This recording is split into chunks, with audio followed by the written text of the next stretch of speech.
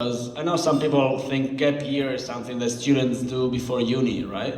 But a gap year is just a year that you stop from life and decide to go do what you like, or just leave your comfort zone and do something that you feel like if you don't, you will regret it maybe one day. And I'm happy to have done it.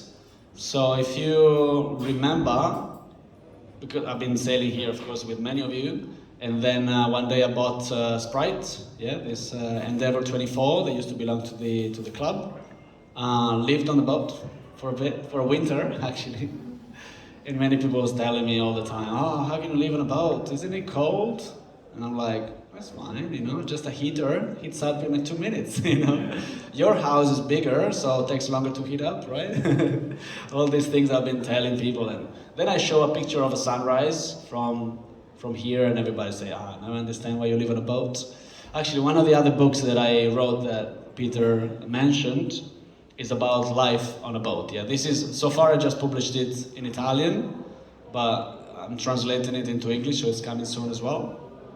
And that is also divided in two parts, because another part talks about cooking on a sailboat. Because cooking is my passion. I've been working as a chef a lot, and so I talk a little bit about how cooking is on a small space and on something that moves, and also how cooking is when you're cruising, yeah, because you go to beautiful places and maybe you say, okay, we're here at the anchor in this amazing tropical island that you feel like making gnocchi, like my grandma taught me years ago. And we don't have Italian potatoes, we have to deal with taro from Vanuatu, for example, and make gnocchi with what we find. Yeah, so this is also something that I talk about.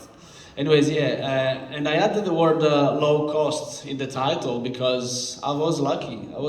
After Sprite, I bought a boat with a terrible name. She was called Lasty Lass, and I was very lucky to buy her for, let's say, less than what you would expect for a boat that was able to take me for a long while across the Pacific. It was a really incredible trip. I stopped in so many places. I'm just gonna go